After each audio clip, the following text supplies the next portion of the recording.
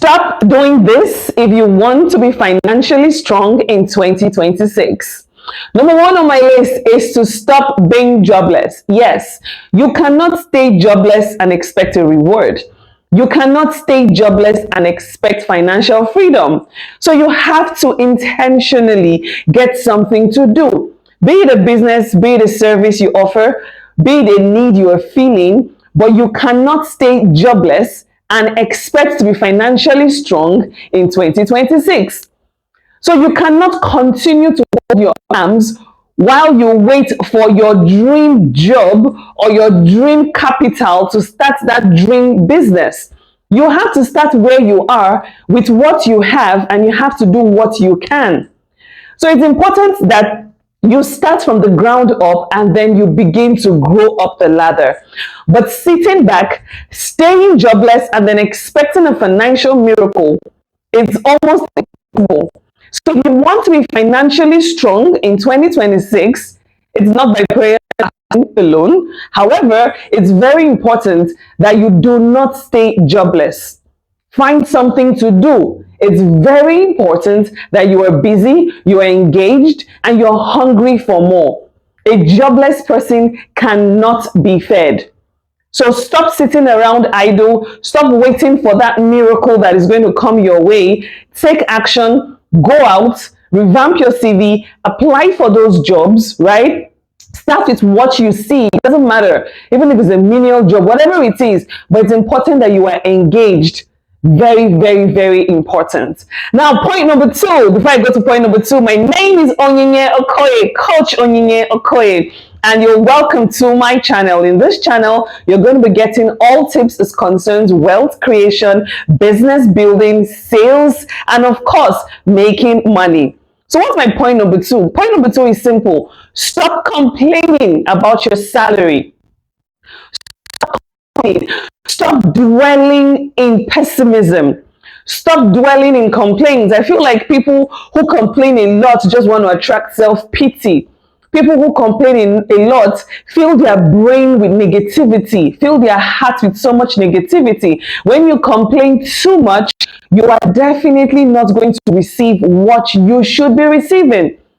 But once you're optimistic about your salary, yes, I want to earn more money. I am not comfortable with what I currently earn. However, I am grateful for what I currently have. How do I maximize what I currently earn in order for me to be financially stable?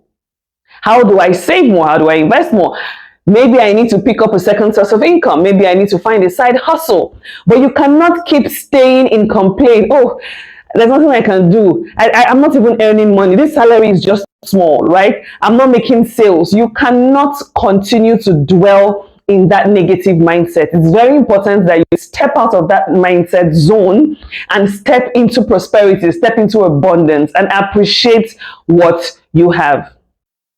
Number three, stop spending above your means. Stop spending above your means.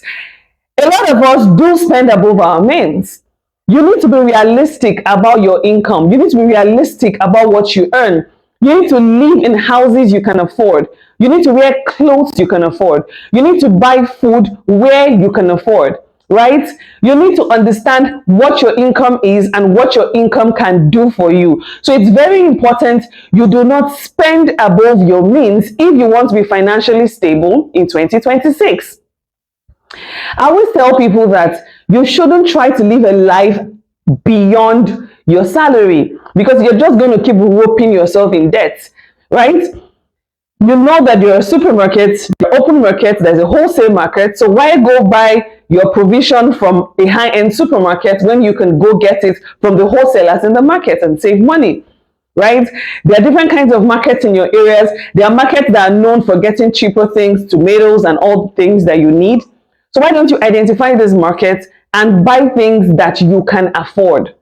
Live within your means. Stop living above your means. Tip number 4, stop procrastinating on savings and investments. So a lot of us feel that what we earn is too small, so we cannot save and we cannot invest. But that's not true.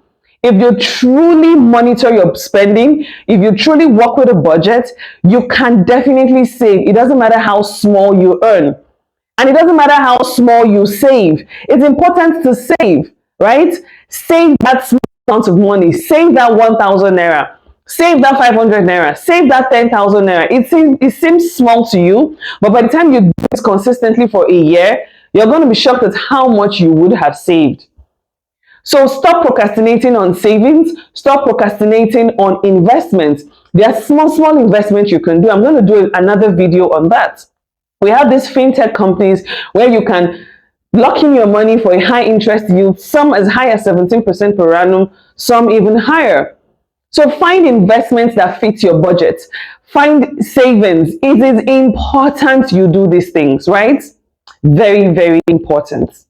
Number 5 on the list, stop taking loans for the purpose of consumption.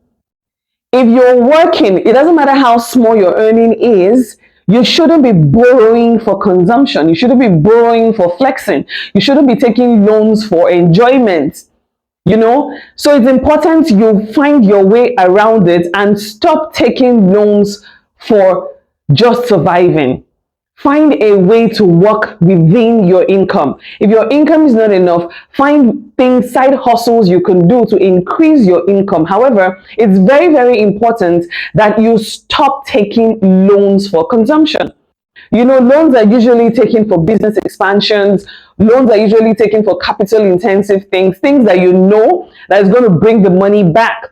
But if you keep taking loans for consumption, you pay back the loan, you take a loan for consumption, you're going to be moving around a particular vicious circle. And at the end of the day, you're not going to be financially strong in 2026. So it is very, very, very important that if you want to be financially stable in 2026, be intentional about not taking loans for the sake of consumption.